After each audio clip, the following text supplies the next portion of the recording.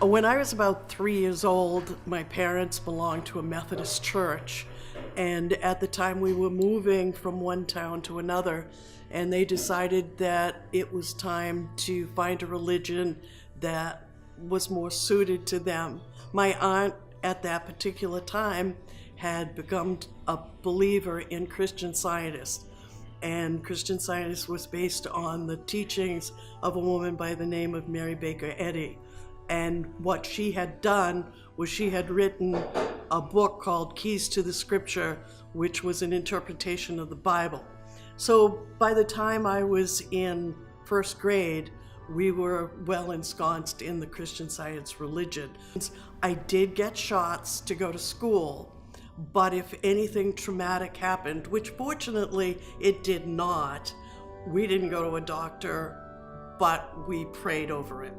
So at one particular time, I managed to get my finger caught in an electric meat grinder. And my father was able to extricate it, but the whole tip of my finger was hanging off. We did go, and the doctor just put the top back on and said, if you want stitches, I can have stitches, but otherwise we'll just put the splint on and you can go home. So we put the splint on, I went home, and that was the only medication. Otherwise, my mother would go and get some peroxide or something of that kind of disinfectant, and that's how she would handle any of our injuries.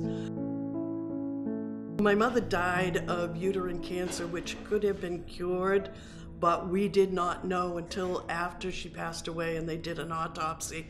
And this was late in my life, in my collegiate career.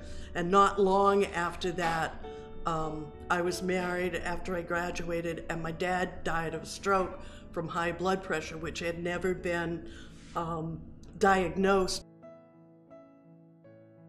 If there is medication or if there's any way to treat an injury, that let's use what's available.